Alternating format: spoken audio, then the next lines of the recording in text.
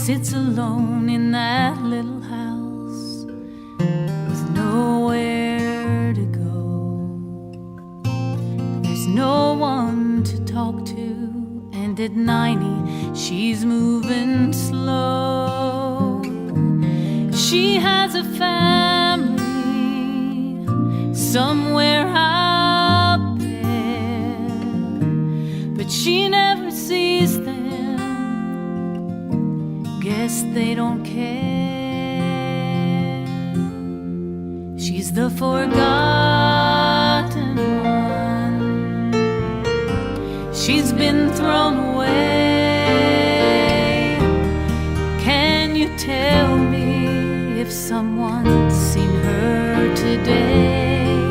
She's the forgotten one. We don't want to see. One day that lonely soul could be you or me.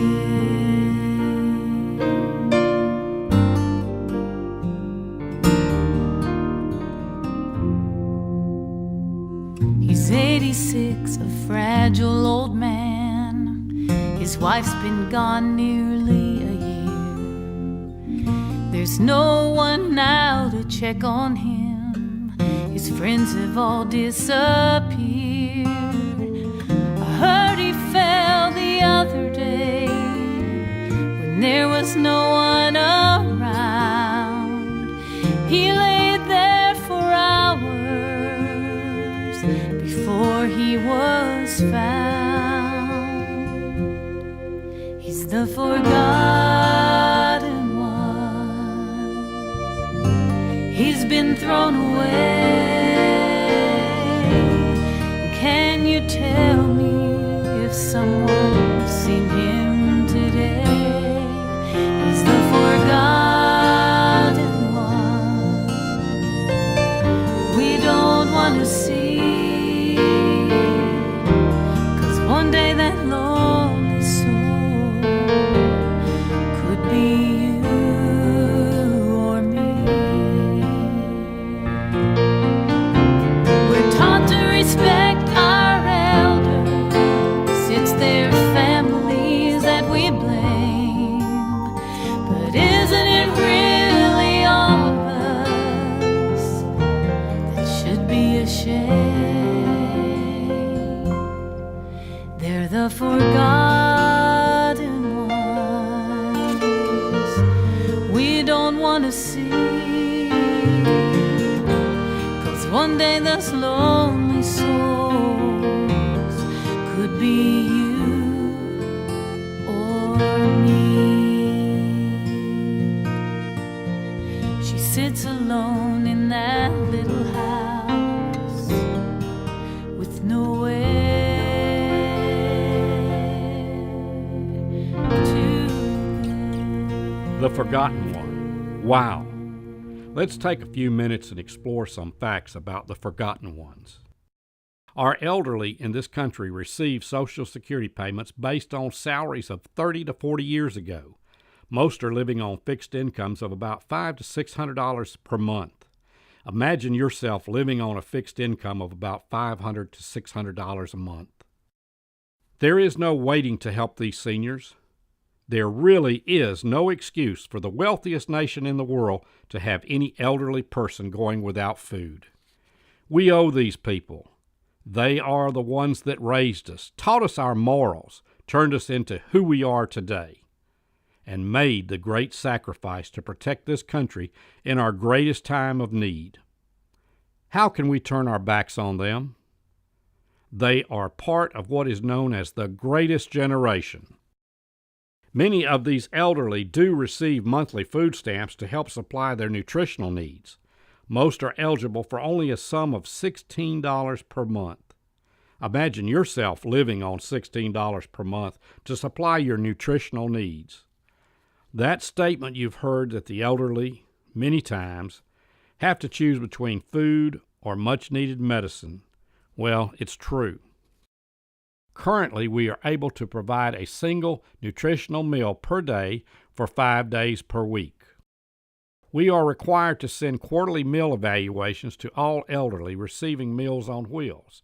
Let's listen to what some of them have to say regarding the meals the are day. really important to me. Every time I can't cook because I have arthritis in my hands, and then I feel sometimes I can't feed myself. I can eat it, and it's good because I don't have to stand over a stove, and it benefit me because I have short of the breath. Sometimes I feel myself going back, and I'm not supposed to be alone. So the meal really helped me. And I like those wings, and I like most of the meal, especially the beef stew.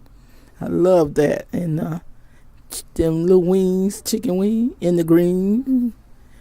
Get too much about peas, but I eat them. Oh, the driver is very nice. I love them. They come out, they're very faithful.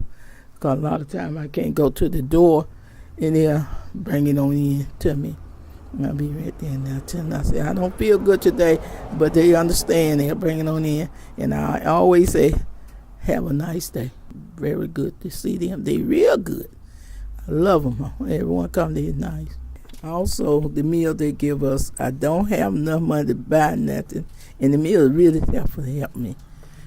Because, when you go into the doctor, you got to have money to go there, and they don't, see you unless you got the money. But that's why I appreciate the meal so much.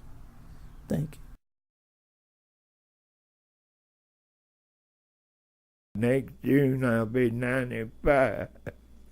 The way my knees feel, I ain't gonna make it. The Meals on Wheels really helps me out, 'cause I got where I can't cook good, and I just love the meals, and they come regular. They pretty good, and I hope they keep them going, 'cause it's nice to know you got a little something in there to eat when you're right by yourself. You've been serving me for years, and I really enjoyed them. I wish everybody could have some. They'd realize how good it is. Our economy has slowed down over the last decade. The funding that provided services to these elderly has seriously decreased. Although all states are receiving cuts in their funding, Georgia is among the hardest hit by these cuts. 18,000 elderly, 3 million meals cut from Georgia alone. Due to this slowed economy, it becomes unavoidable that we ask for help from the community. There are many ways you can make a difference. 1. You can give back a tax-deductible donation of $35, which can feed one person for 1 week. Imagine the lives touched if each one watching today fed one person for 1 week. 2. You can volunteer your time to deliver meals. Most volunteers will agree to deliver with a friend or coworker. The meals are delivered in a general area within the city. A background check is also required in order to deliver meals, understandably so. 3. You can organize a fundraiser through your workplace or church. Now that you have a greater understanding of these needs, pass that knowledge on. And lastly, number 4, but certainly not the least, you can contact your elected officials. Yes, you can contact your elected officials and ask them to find a way to make more funds available for these elderly citizens.